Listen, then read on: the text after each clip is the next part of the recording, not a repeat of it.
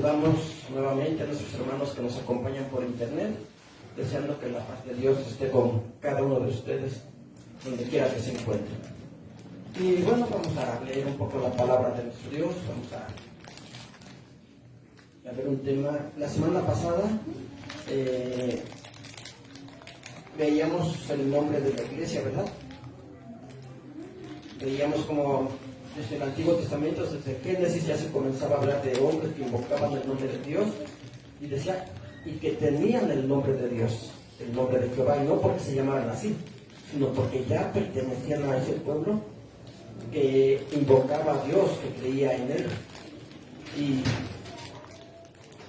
vimos cómo ese nombre se siguió usando a través de la historia en el Antiguo Testamento y hasta llegar a lo que llamamos Nuevo Testamento, ¿verdad? A los tiempos de los apóstoles, donde veíamos que el apóstol Pablo siempre hablaba y saludaba a la iglesia de Dios. No saludaba a otra iglesia, ¿verdad? ¿Por qué? Porque no existía, no había otra, estaba solamente la iglesia de Dios. Pero, ¿quién fundó la iglesia? Que ya vimos que su origen viene desde la antigüedad, desde el principio de los tiempos. Veíamos a los descendientes de Set, como ellos, dice, comenzaron a llamarse del nombre de Dios, del nombre de Jehová. Y decíamos, no porque se llamaran realmente así, sino porque invocaban al Dios verdadero. Pero eso fue como surgió el pueblo de Israel. Después surgió el pueblo de Israel, hasta que surge después la iglesia. Pero ¿quién fundó la iglesia como la conocemos actualmente? Porque ahorita ya no somos una nación como lo fue el pueblo de Israel. Israel sí fue una nación en medio de las demás naciones, con sus gobernantes, sus leyes civiles, y eran una nación. Pero nosotros no somos una nación, ¿verdad? Somos un pueblo espiritual, pero no una nación política. No estamos reconocidos como una nación política. ¿Por qué? Porque Jesús no vino a formar una nación de esa manera. Vino a formar un pueblo espiritual. Pero decíamos, ¿quién lo fundó? Nuestro Señor Jesucristo, ¿verdad? ¿Pero sobre quién? Porque eso es lo que confunde a muchas personas. ¿Quién es el fundamento de la iglesia? Vamos a ver Mateo capítulo 16, verso 13.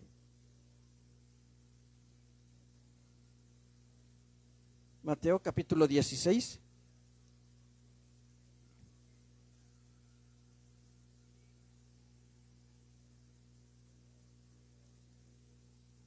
El verso 13. Le voy a dar lectura desde el verso 13 hasta el verso 19. Mateo 16, 13 dice: Y viniendo Jesús a las partes de Cesarea de Filipo, preguntó a sus discípulos diciendo: ¿Quién dicen los hombres que es el Hijo del Hombre? Y ellos dijeron: unos Juan el Bautista, y otros Elías, y otros Jeremías, o alguno de los profetas. Aquí Jesús está preguntando que quién pensaba la gente que era él. Sí, al decir el Hijo del Hombre se está refiriendo a él mismo, ¿verdad? Dice, ¿quién dice la gente que soy yo? Y le contestan, unos dicen que eres Juan el Bautista. Recordemos que Juan el Bautista ya había muerto, murió decapitado por Herodes, ¿verdad? Entonces había quien pensaba que Juan el Bautista había resucitado o había reencarnado en Jesús. Otros decían que era Elías. Recordemos que Elías fue llevado en un carro de fuego, no al cielo de Dios como creen muchos, ¿verdad? Sino fue llevado a través del cielo y llegó a otro lugar en la misma tierra. Pero los judíos, al no saber dónde quedó Elías, a dónde llegó, pues tenían todavía esa idea de que algún día tenía que regresar, y ya habían pasado muchos años. Elías en los tiempos de Jesús ya había muerto, pero ellos lo seguían esperando. Entonces había quienes decían, no, es que este es Elías. Y otros quienes decían que era Jeremías, ¿verdad? Dice, y ellos dijeron, unos Juan el Bautista, otros Elías y otros Jeremías o alguno de los profetas. Entonces había confusión dentro del pueblo de Israel. ¿Quién era Jesús? ¿Quién era Jesús? o quién era el Hijo del Hombre, como dice él aquí, ¿verdad? Pero después, en el verso 15 les pregunta, y él les dice, ¿y vosotros quién decís que soy? Y respondiendo Simón Pedro dijo, tú eres el Cristo, el Hijo del Dios viviente. Pedro ya había comprendido quién era Jesús. Tú eres el Cristo. ¿Qué quiere decir Cristo? Cristo es una palabra griega que es lo mismo que Mesías, el Mesías que ellos estaban esperando, ¿verdad? En hebreo se dice Mesías, en griego se dice Cristo y en español se dice ungido. Es lo mismo, las tres palabras son lo mismo en diferentes idiomas. Entonces, Pedro dijo, tú eres el Mesías que hemos estado esperando, el Hijo del Dios viviente, ¿verdad? Tú eres el Cristo, el Hijo del Dios viviente. Entonces quiere decir que Pedro ya se había dado cuenta, ya había comprendido quién era Jesús. Reconoció que él era el Hijo de Dios, el Mesías que a Dios había prometido desde la antigüedad y que ya había llegado. Entonces en el verso 17 dice, entonces respondiendo Jesús le dijo, bienaventurado eres, Simón, hijo de Jonás, porque no te lo reveló carne ni sangre, mas mi Padre que está en los cielos. ¿Cómo pudo saber Pedro que Jesús era el Mesías? Porque Dios se lo reveló. ¿De qué manera? A través de las promesas que todos los judíos conocían pero que no habían comprendido. Y Pedro, al convivir con Jesús, darse cuenta de los milagros que hacía, de sus enseñanzas, pudo comprender que él era el Hijo de Dios. Pero en el verso 18 es donde está la confusión para algunos, ¿verdad? Verso 18 dice, mas yo también te digo que tú eres Pedro, y sobre esta piedra edificaré mi iglesia, y las puertas del infierno no prevalecerán contra ella. Y a ti daré las llaves del reino de los cielos, y todo lo que ligares en la tierra será ligado en los cielos, y todo lo que desatares en la tierra será desatado en los cielos. Jesús le está diciendo a Pedro, yo también te digo que tú eres Pedro, y sobre esta piedra edificaré mi iglesia. ¿Qué está haciendo Jesús aquí? ¿Poniendo a Pedro como fundamento de la iglesia? Tú eres Pedro, y sobre esta piedra voy a edificar mi iglesia. ¿Lo está poniendo como fundamento? Porque después en el verso 19 dice, ¿verdad? A ti daré las llaves del reino de los cielos, y todo lo que ligares en la tierra será ligado en los cielos, y todo lo que desatares en la tierra será desatado en los cielos. A ti daré las llaves de los cielos. ¿Y qué se imaginan las personas al leer estas palabras? ¿Qué se imaginan? ¿Sí sabe usted? Creo que hasta, a ver con un micrófono porque si no, no se escucha. Porque hasta por televisión los ponen, ¿verdad?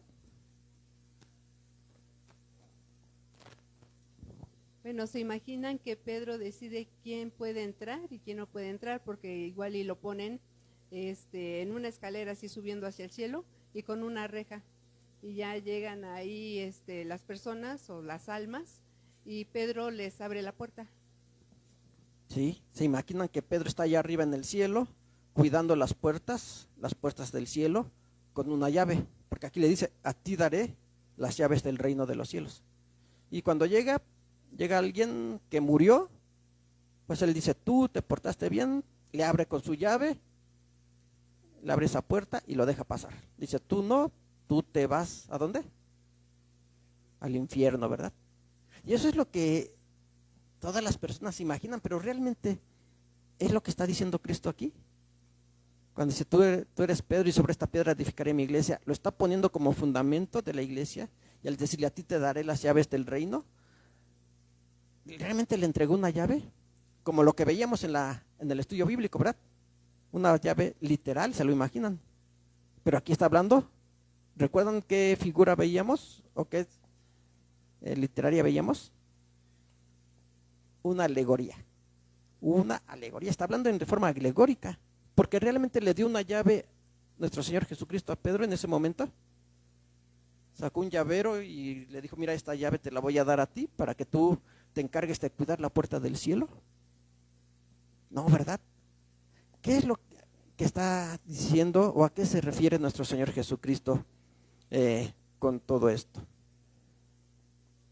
Bueno, para empezar, ya veíamos que cuando Jesús les dijo, ¿ustedes quién piensan que soy yo? Pedro inmediatamente contestó y le dijo, tú eres el Mesías, tú eres el Hijo del Dios viviente. Entonces Jesús, teniendo esa, encontrándose en ese estado de ser el Hijo de Dios, ¿creen que le iba a dejar el lugar a Pedro? A un humano, que bueno, en ese momento Jesús también era humano, ¿verdad? Pero ya con una preexistencia, él había descendido del cielo, él había estado con el Padre. Entonces Pedro le hubiera dicho, sí, yo soy el Mesías, yo soy el Hijo de Dios, pero tú te vas a encargar de la iglesia. ¿Creen que Jesús haya dicho eso? No, ¿verdad? No le iba a dejar su responsabilidad a alguien más. Entonces, vamos a regresar al verso 16, o verso 18 más bien. Dice, mas yo también te digo que tú eres Pedro. ¿Por qué le dijo estas palabras? Para confirmar, para asegurar lo que Pedro estaba diciendo. Tú ya reconociste que yo soy el Mesías y con esa seguridad yo también afirmo que tú eres Pedro. Entonces, Jesús al decir yo también te digo que tú eres Pedro, está asegurando que lo que Pedro dijo era real, que Jesús era el Mesías, el Hijo del Dios viviente. Pero después le dice, y sobre esta piedra edificaré mi iglesia. Y decíamos, ¿a quién se refiere? ¿Realmente se refería a Pedro? Porque así se ha tomado a Pedro, que fue el principal de los apóstoles, que fue el mayor de todos los apóstoles, el jefe de los apóstoles, ¿verdad? Así se le llama. Pero vamos a ver lo que nos dice Marcos capítulo 9. Primero leemos el capítulo 18, perdón. Aquí mismo en Mateo capítulo 18.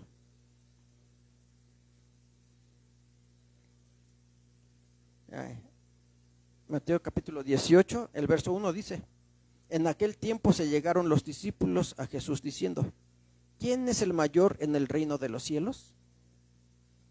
Llegan los discípulos, los 12 discípulos de Jesús y le preguntan, ¿quién es el mayor? Cristo les hubiera dicho, pues ya se los dije, que Pedro, él es la piedra, sobre él voy a edificar mi iglesia, entonces él es el mayor. Así se hubiera dicho, ¿verdad? Porque 2 capítulos anteriores le está diciendo, yo también te digo que tú eres Pedro y sobre esta piedra edificaré mi iglesia. Pero aquí los apóstoles todavía tenían esa confusión, esa duda, ¿quién es el mayor? Y como vemos, Jesús no les dijo, es Pedro. Él es el jefe de los apóstoles y sobre él está edificada la iglesia. No les dijo eso, ¿verdad? ¿Qué les dijo? Verso 2, y llamando Jesús a un niño, le puso en medio de ellos y dijo, de cierto os digo que si no os volviereis y fuereis como niños, no entraréis en el reino de los cielos. Así que cualquiera que se humillare como este niño, este es el mayor en el reino de los cielos. Esa es la debilidad humana, ¿verdad? De decir, ¿quién es el mayor? ¿Quién es el que manda? ¿Quién es el jefe? Jesús dice, no, ¿quieres ser alguien grande? Aprende la humildad. Aprende la humildad, aprende a ser humilde. Entonces sí podrás ser alguien grande, serás reconocido por tu humildad. Pero decíamos, la debilidad humana siempre está en la pregunta que hicieron estos apóstoles. ¿Quién es el mayor? ¿Quién es el más grande? ¿Quién es el jefe? ¿Quién es el que da las órdenes aquí? ¿Quién? Jesús les dice, ¿quieren ser grandes? Aprendan a ser humildes. Vamos a ver también Marcos capítulo 9. Marcos capítulo 9, donde Jesús confirma, donde se está confirmando estas palabras de nuestro Señor Jesucristo. Marcos capítulo 9, verso 33 al 36, donde dice,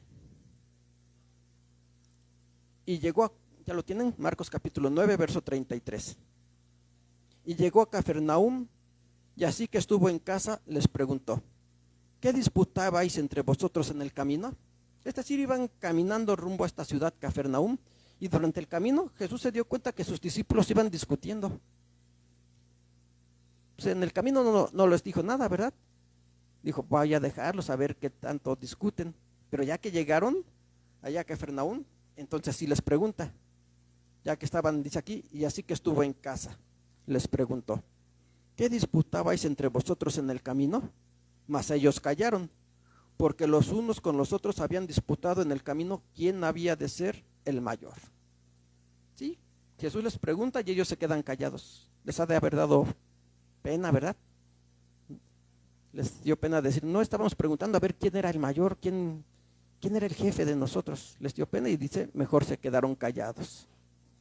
Pero dice aquí, verso 34. Mas ellos callaron, porque los unos con los otros habían disputado en el camino quién había de ser el mayor. Entonces, sentándose, llamó a los 12 y les dice: si alguno quiere ser el primero, será el postrero de todos y el servidor de todos. Y tomando un niño, púsolo en medio de ellos, y tomándolo en sus brazos les dice: el que recibiere en mi nombre a uno de los tales niños, a mí recibe, y el que a mí recibe, no recibe a mí, mas al que me envió. Nuevamente pone de ejemplo a un niño. Dice, tienen que ser humildes como este niño. Ese niño era el más pequeño, ¿verdad?, de todos los que estaban ahí. Los apóstoles ya eran hombres adultos. O sea, tienen que aprender a ser humildes. Y nuevamente decíamos, aquí no les dijo que Pedro era el jefe. Pedro es el mayor de ustedes, les hubiera dicho, ¿verdad? ¿No escucharon cuando yo les dije que sobre él iba a edificar la iglesia y que a él iba a dar las llaves para que él decidiera quién entraba al cielo y quién no? Les hubiera contestado de esa manera para dejarles claro. Pero no, aquí siempre les está hablando de la humildad. El que se humillare, ese será grande. Y el que se ensalzare, el que quiera sentirse grande, ¿qué dijo Cristo? Será humillado. ¿Será humillado por quién? ¿Por Dios? No, por él mismo, por su actitud. Por su actitud, su misma actitud lo va a humillar. Pero decíamos entonces, en ningún momento Jesús está reconociendo a Pedro como el jefe de los apóstoles. Vamos a ver Mateo capítulo 20.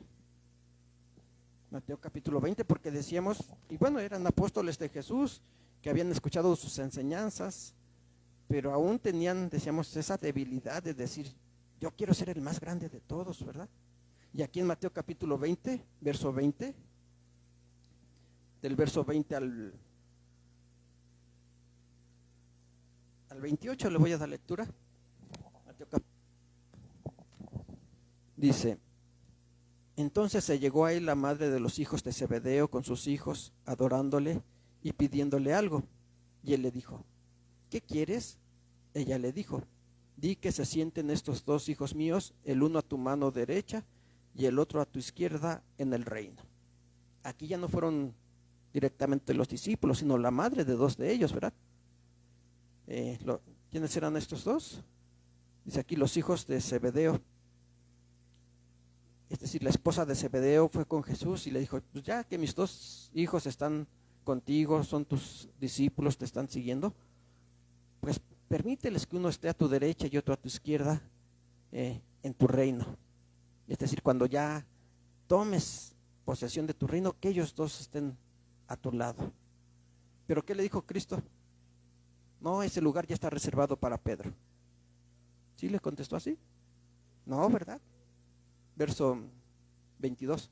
Entonces Jesús respondiendo dijo, ¿no sabéis lo que pedís?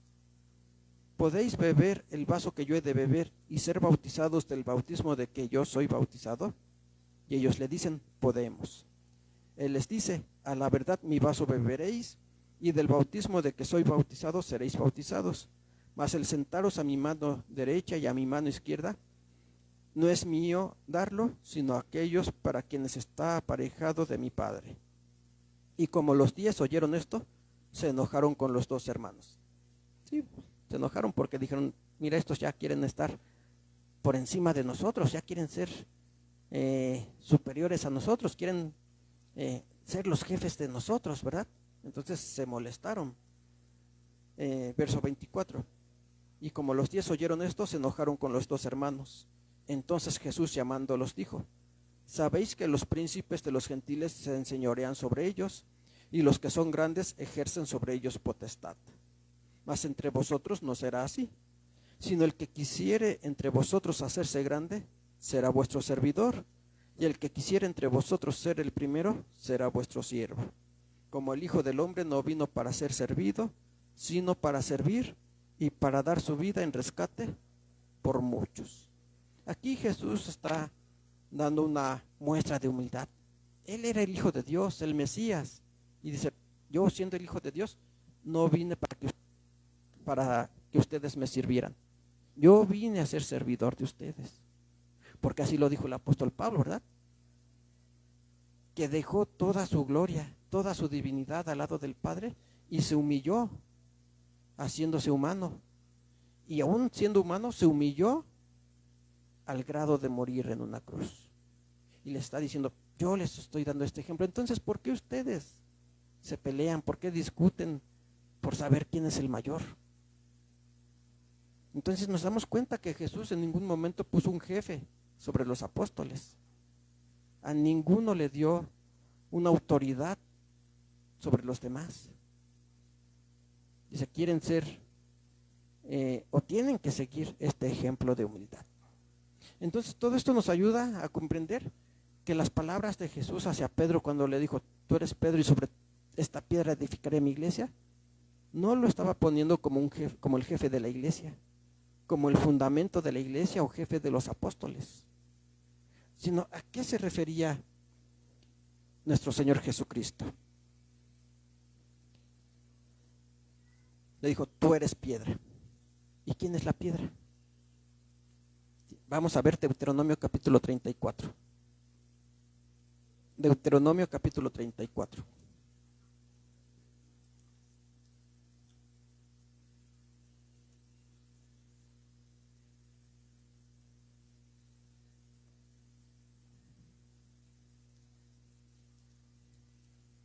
Porque Jesús le dijo a Pedro: tú eres Pedro, y sobre esta piedra. Pero vamos a ver sobre cuál piedra. Deuteronomio 30 y, ¿qué les dije? 32:4.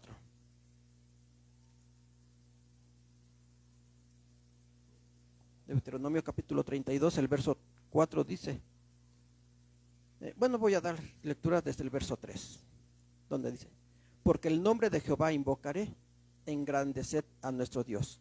Él es la roca, cuya obra es perfecta, porque todos sus caminos son rectitud, Dios de verdad, y ninguna iniquidad en él, es justo y recto. ¿Quién es la roca? Dios, Dios el Padre.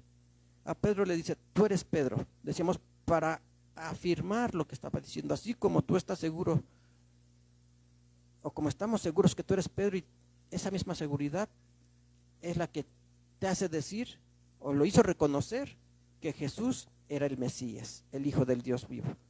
Pero dice, en el verso anterior le dijo: bienaventurado eres Pedro, porque no te lo reveló carne ni sangre, mas mi Padre que está en los cielos. Y luego dice: y sobre esa roca edificaré mi iglesia. Entonces ya vimos a quién se estaba refiriendo Jesús cuando le dice: sobre esta roca edificaré mi iglesia. ¿Sobre cuál roca? Sobre la que le reveló a Pedro que Jesús era el Mesías. Si nos damos cuenta cómo en ningún momento está poniendo a Pedro como fundamento de la iglesia. Pedro le dice: tú eres el Cristo, el Hijo del Dios viviente. Jesús le dice: bienaventurado eres, porque no te lo reveló carne ni sangre, mas mi Padre que está en los cielos. Y tú también eres Pedro. Y sobre esta roca que te reveló que Jesús es el Mesías, dice Cristo, voy a edificar mi iglesia. Y aquí lo está confirmando el libro de Deuteronomio. En el verso 13 habla de Jehová, ¿verdad? Dice: porque el nombre de Jehová invocaré, engrandeced a nuestro Dios. Y el verso 4 dice: Él es la roca. ¿Quién? Dios, Jehová. Jehová Dios es la roca. Y sobre esta roca es donde Jesús edificó su iglesia. ¿Qué hubiera pasado si Jesús hubiera edificado su iglesia sobre Pedro? Para empezar, no nos tendríamos que llamar iglesia de Dios, que decíamos la verdad. Veíamos el nombre de la iglesia y cómo en la Biblia se habla de la iglesia de Dios. Pero si Jesús hubiera edificado la iglesia sobre Pedro, no seríamos iglesia de Dios, seríamos iglesia de Pedro, porque Él es el fundamento. Él es el fundamento, entonces tendríamos que ser iglesia de Pedro. Pero no, somos iglesia de Dios porque Jesús edificó esta iglesia sobre Dios, sobre Jehová, el Dios Todopoderoso. Segundo libro de Samuel, capítulo 32. Segundo libro de Samuel, capítulo 32. Perdón, no es 32, 22. Segundo libro de Samuel, capítulo 22, verso 47.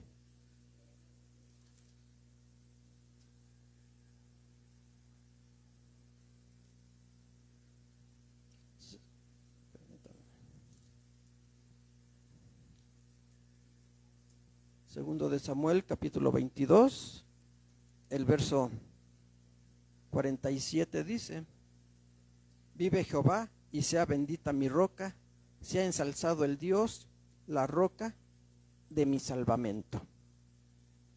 Nuevamente aquí, ¿quién está diciendo estas palabras? El rey David, ¿verdad? El rey David está entonando este canto y está diciendo: viva Jehová y bendita sea mi roca, sea ensalzado el Dios, la roca de mi salvación.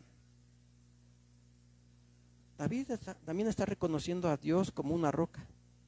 Y nuestro Señor Jesucristo también lo dijo cuando dice,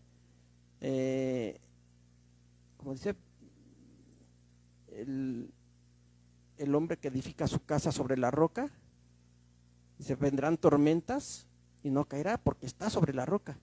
Pero hay de aquel que edifica su casa sobre la arena. Y eso hubiera pasado si Jesús hubiera edificado la iglesia sobre Pedro. Lo hubiera edificado sobre la arena. No tendría cimientos, pero por eso la edificó sobre la roca, que es Dios. Y ahí es donde también dice Jesús que debemos edificar nosotros nuestra vida en Dios, no en un hombre. Sí, los apóstoles fueron hombres santos, hombres entregados al servicio de Dios, ejemplo para todos nosotros. Pero no pueden ser el fundamento de la iglesia. El único fundamento es nuestro Dios. Decíamos aquí, el rey David lo está reconociendo. Viva Jehová y sea bendita mi roca, sea ensalzado el Dios, la roca de mi salvación. No solamente aquí en el libro de Samuel, sino en el Salmo 18, vamos a buscarlo. Son versos que nos ayudan a comprender las palabras de nuestro Señor Jesucristo, ¿verdad? Salmo 18, verso 1 y verso 2.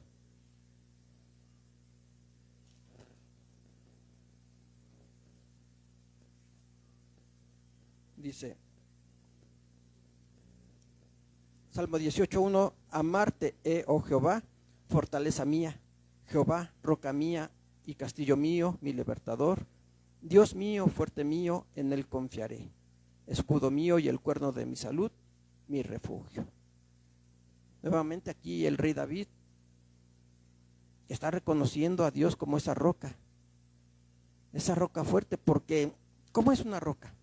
Muchas de las veces a las piedras también les llamamos rocas, ¿verdad? Pero ¿qué diferencia hay entre una piedra y una roca? ¿Qué es una piedra? ¿Cómo es una piedra? Una piedra más chica, bueno, en tamaño, ¿verdad? Una piedra es más chica, una roca es grande, pero también una piedra no es tan dura como la roca. Una piedra la podríamos romper con un marro, podemos romper con más facilidad una piedra, pero una roca es más sólida, muy difícil de romper. Y como dice nuestro hermano, también en el tamaño está la diferencia. Entonces, aquí al llamarle roca a nuestro Dios, se está reconociendo la fortaleza, porque lo está diciendo, ¿verdad? Jehová, roca mía y castillo mío, mi libertador, escudo mío y el cuerno de mi salud, mi refugio. Es mi escudo, es mi roca, es mi fortaleza, es quien me protege, es quien me sostiene. Recordábamos las palabras y vamos a buscarlas en Mateo, es capítulo 7, las palabras de nuestro Señor Jesucristo, ¿verdad? Mateo capítulo 7, vamos a buscarlas para recordarlas bien. Mateo capítulo 7, el verso 24.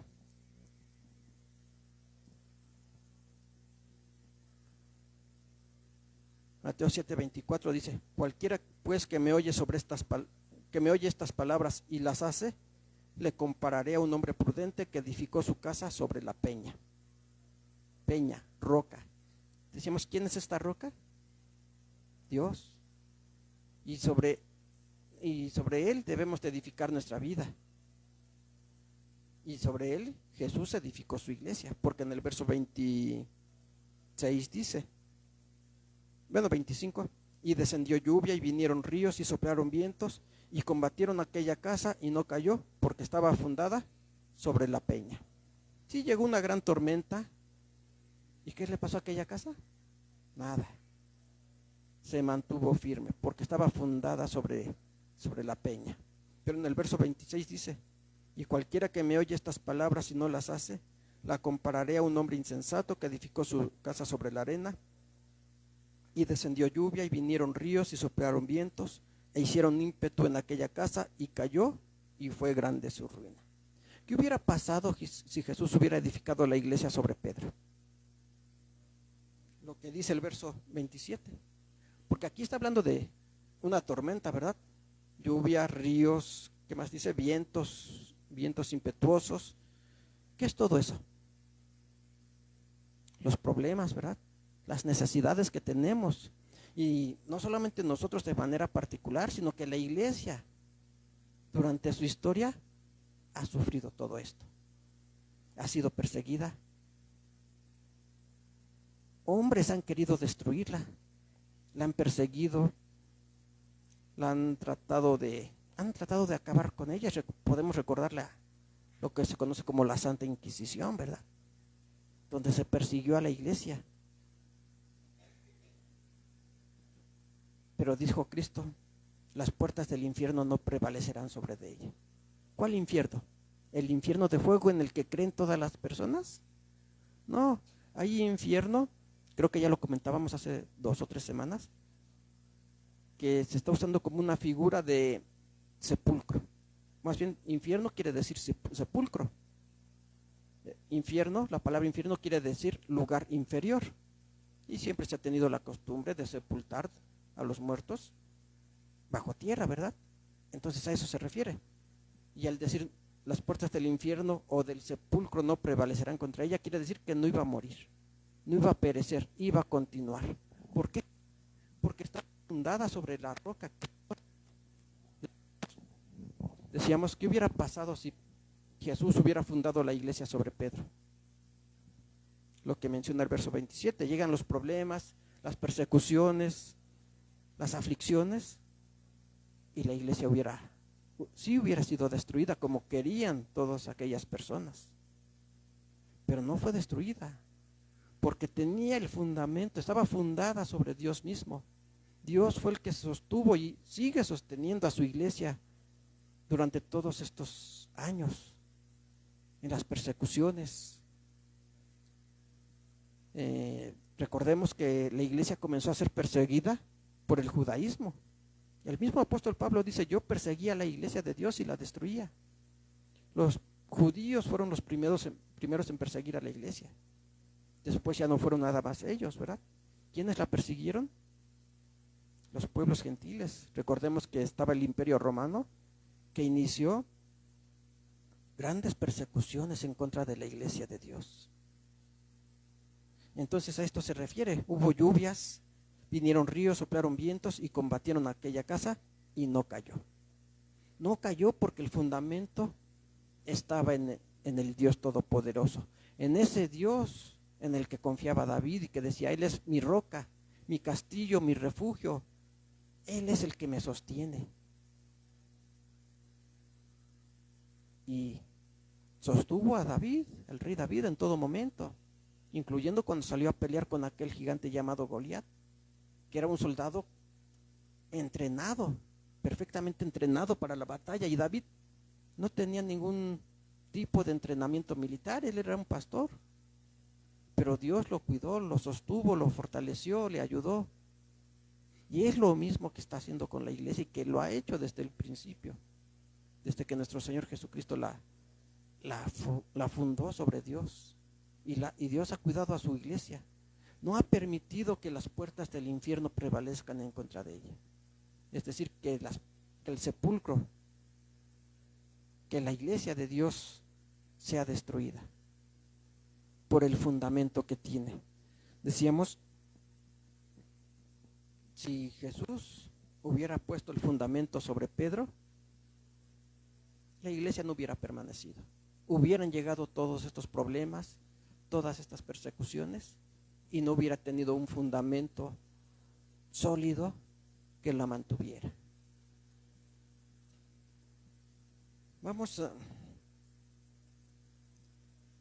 Pero bueno, la confusión está porque, decíamos, porque Pedro significa piedra, ¿verdad?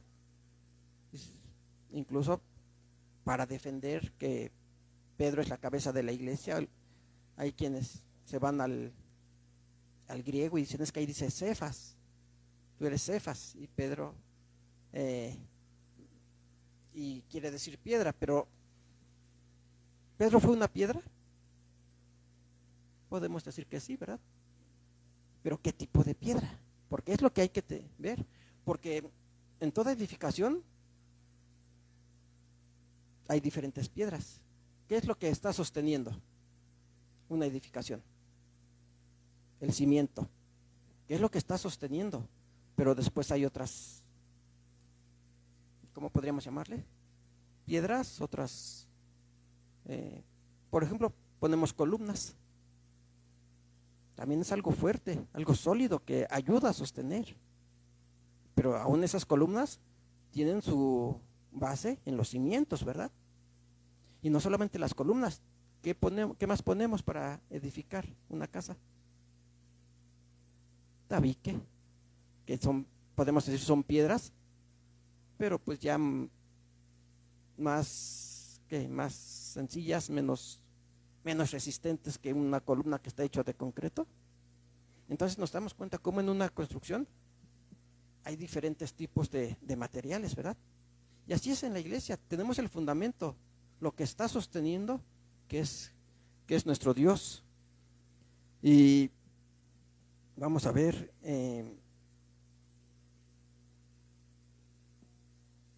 vamos a ver Efesios capítulo 2. Porque allí el apóstol Pablo nos está hablando de esta edificación, que es la iglesia. Efesios capítulo 2, verso 19.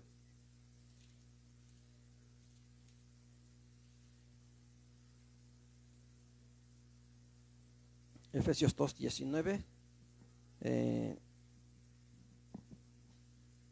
Hasta el verso 22 le voy a dar lectura. Dice, así que ya no sois extranjeros ni advenedizos, sino juntamente ciudadanos con los santos y domésticos de Dios. Verso 20 dice, edificados sobre el fundamento de los apóstoles y profetas, siendo la principal piedra del ángulo Jesucristo mismo.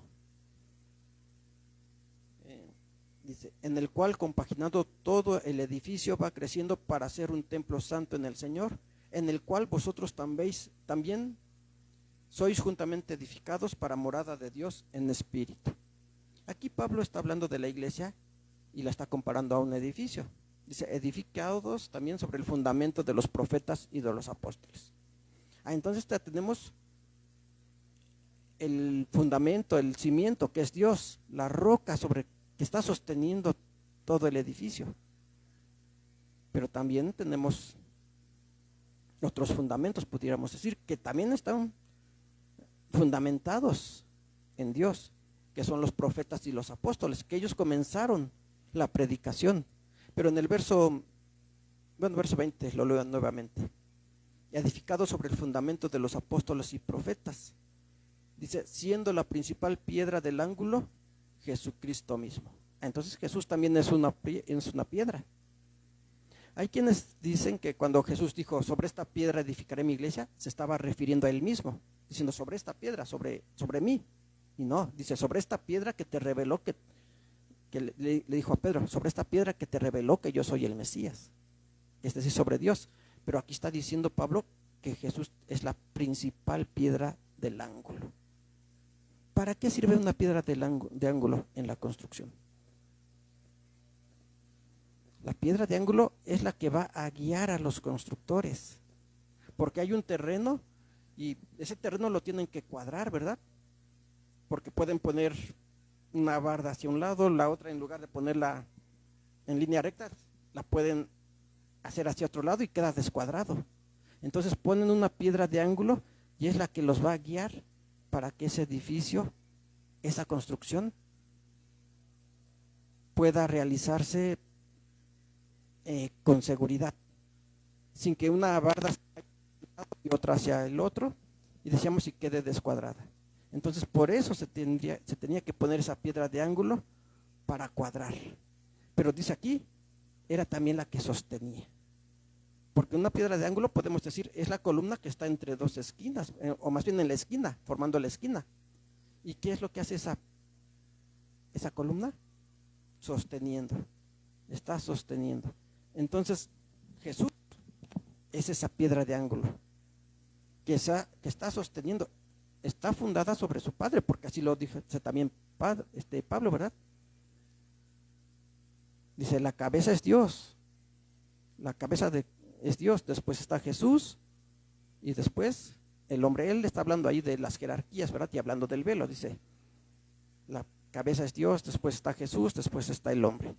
Entonces Jesús mismo está fundamentado en Dios, en el Padre. Entonces por eso Pablo también aquí lo está mencionando como una piedra, pero como una piedra angular. Una piedra de ángulo que es la que está guiando a los constructores y sosteniendo también el edificio. Pero todo fundamentado en la roca que es Dios. Pero dice aquí, en el cual compaginando todo el edificio, va creciendo para ser un templo santo en el Señor, en el cual vosotros también sois juntamente edificados para morada de Dios en espíritu. Entonces ya tenemos los cimientos, o el cimiento que es Dios, la piedra angular que está guiando la construcción y sosteniendo, que es Jesús. Pero dice, ustedes también van a ser edificados. Porque decíamos, ¿qué más se necesita para una edificación? ¿Para una casa? Decía nuestro hermano Tabique, ¿verdad? Piedras ya no tan resistentes. Entonces podemos decir, ¿Pedro fue una piedra? Sí, pero no es la piedra angular y mucho menos el fundamento. Vamos a ver ahí precisamente en Primera de Pedro capítulo 2. Primera de Pedro capítulo 2, verso 4 y verso 5. Donde Pedro comprendió esas palabras de Cristo y en ningún momento él quiso tomar esas palabras para él mismo, ¿verdad? Él nunca dijo, yo soy la roca sobre la que Jesús edificó la iglesia. No, él mismo reconoció qué tipo de piedra era. Primera de Pedro capítulo 2, verso 4 y verso 5 dice, al cual allegándoos piedra viva, reprobada cierto de los hombres, empero elegida de Dios, preciosa. Aquí está hablando de Jesús, una piedra viva, reprobada por los hombres, es decir, no la aceptaron, pero elegida por Dios, una piedra preciosa. Está hablando de Jesús. El verso 5 dice, vosotros también como piedras vivas, sed edificados una casa espiritual y un sacerdocio santo para ofrecer sacrificios espirituales agradables a Dios por Jesucristo. Aquí Pablo ya le está diciendo a la iglesia, ustedes también, dice, como piedras vivas. Podemos decir, y ya usando la figura de un edificio. Nosotros somos esos tabiques. El cimiento es Dios, la columna, la piedra de ángulo es Jesús, y nosotros, y Pedro se está incluyendo aquí, somos esos tabiques. Somos los tabiques que estamos formando la iglesia, ¿verdad? Porque ya decíamos, la iglesia es el conjunto de feligreses. Entonces, Pedro comprendió eso y él nunca dijo, yo soy la piedra sobre la que está fundada la iglesia. Tampoco dijo, yo soy la piedra angular. Él se reconoció y dijo, nosotros somos piedras vivas que están edificando, somos tabiques con los que se está haciendo la construcción de la iglesia. Entonces, ¿sí nos damos cuenta cómo Jesús nunca fundó su iglesia sobre un hombre? Porque decíamos, ¿qué hubiera pasado si Jesús edifica su iglesia sobre un hombre? En el momento en que hubieran llegado las persecuciones, la iglesia se hubiera terminado, hubiera sido destruida. Bueno, pero entonces, ¿a qué se refería cuando le dijo, que a ti daré las llaves del reino? Y todo lo que atares en la tierra será atado en el cielo, y lo que desatares en la tierra será desatado en el cielo. ¿A qué se refería? Decíamos, realmente se refería a una llave y ahora Pedro está allá arriba en el cielo cuidando la puerta para ver quién entra. ¿O a qué se refería? Para empezar, ¿de qué reino está hablando Jesús? Dice el reino de los cielos, pero el reino de los cielos es la iglesia.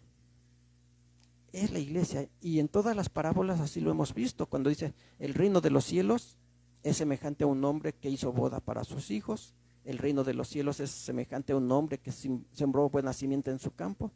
Ahí está hablando de la iglesia. El reino de los cielos es la iglesia. El reino de los cielos somos nosotros, o es este pueblo al cual pertenecemos nosotros. ¿Y cuáles llaves fue entonces la que le entregó a Pedro? Vamos a ver Mateo 16, 16. No, perdón, pero no esos son los versos que ya vimos. Vamos a ver Lucas 11, 52. Evangelio de Lucas, capítulo 11, verso 52.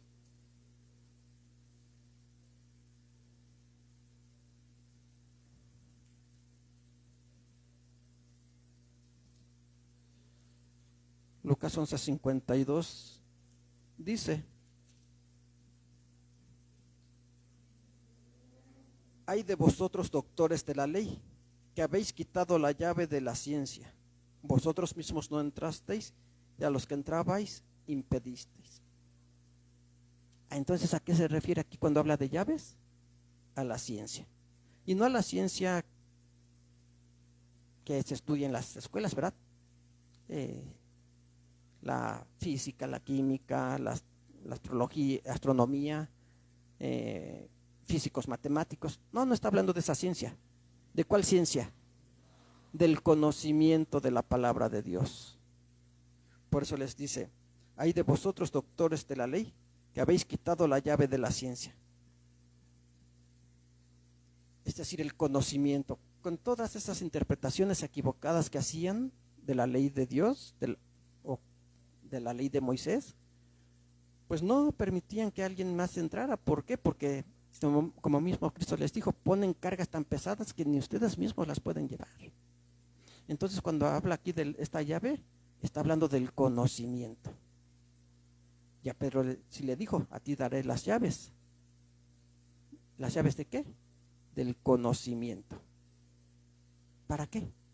Vamos a ver Hechos capítulo 2. Hechos capítulo 2, verso 22 al 24. Hechos capítulo 2, verso 22 dice: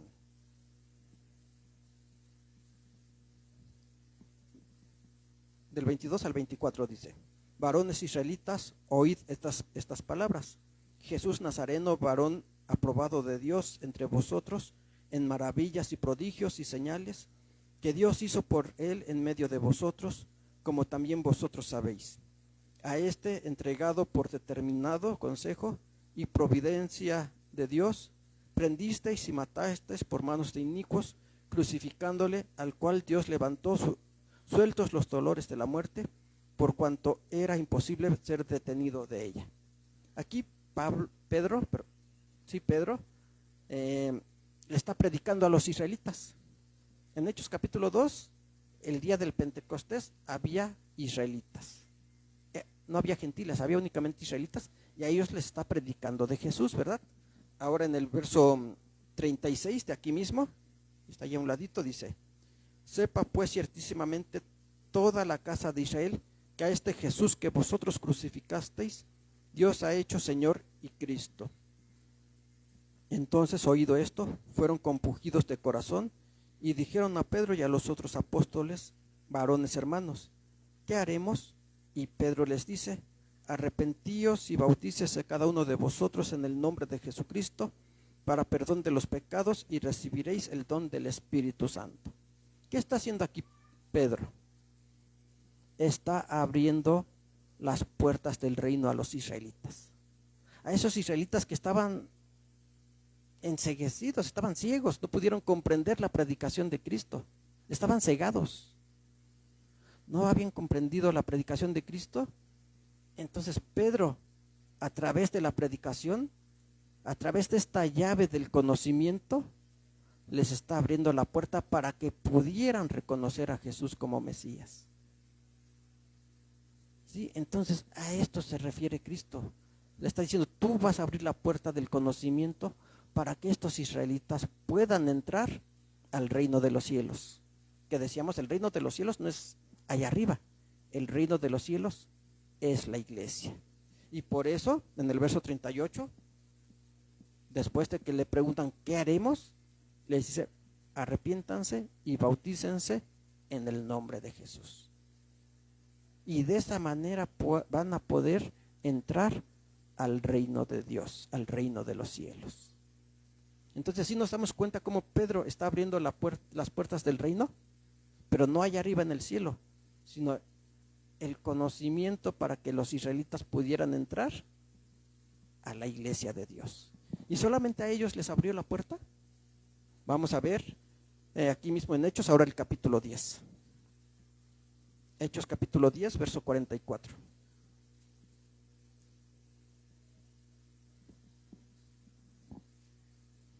Hechos capítulo 10, el verso 44 al 48 dice: estando aún hablando Pedro estas palabras, el Espíritu Santo cayó sobre todos los que oían el sermón. Aquí ya no son israelitas, aquí ya está en la casa de Cornelio, que fue el primer gentil convertido. Cornelio y su familia, ninguno de ellos era israelita, todos ellos eran gentiles. Y aquí Pedro fue enviado por Dios para predicarles, ¿verdad? Entonces, leo nuevamente el verso 44. Estando aún hablando Pedro estas palabras, el Espíritu Santo cayó sobre todos los que oían el sermón, y se espantaron los fieles que eran de la circuncisión, que habían venido con Pedro, de que también sobre los gentiles se derramase el don del Espíritu Santo. Porque los oían que hablaban en lenguas y magnificaban a Dios. Entonces respondió Pedro: ¿puede alguno impedir el agua para que no sean bautizados estos que han recibido el Espíritu Santo también como nosotros? Y les mandó bautizar en el nombre del Señor Jesús. Entonces le rogaron que se quedase por algunos días. Nuevamente ordena bautizar. En el capítulo 2 vemos cómo le predicó a los israelitas y les dijo: arrepiéntense y bautícense para que puedan entrar al reino de los cielos. Y aquí ya no es a los israelitas, ahora a los gentiles. Él abrió la puerta para que los gentiles pudiéramos entrar.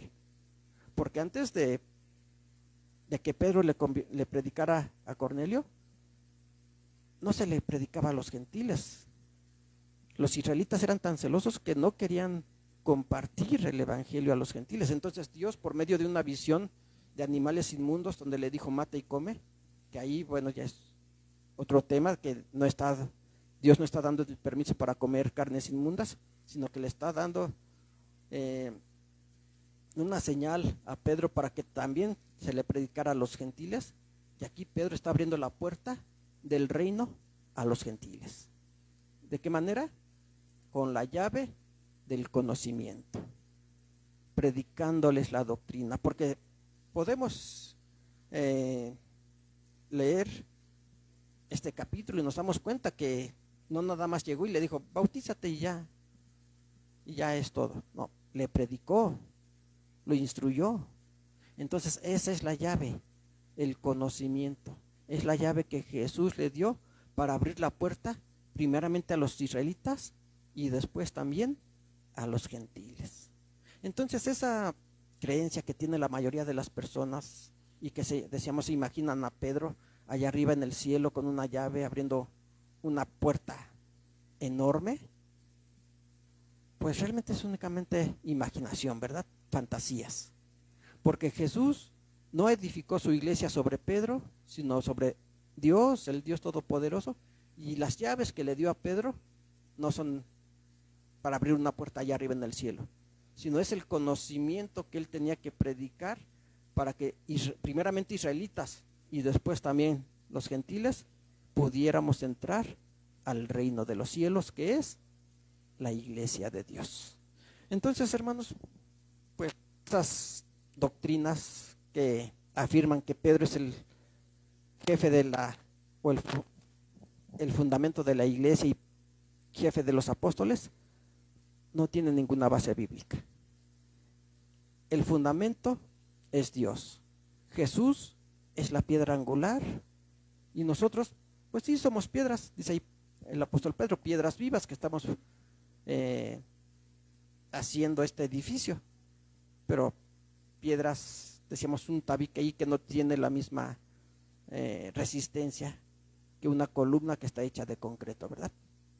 Entonces, hermanos, es como nuestro Señor Jesucristo vino a formar a la iglesia de Dios, su pueblo. Que Dios les bendiga, hermanos, paz a vosotros.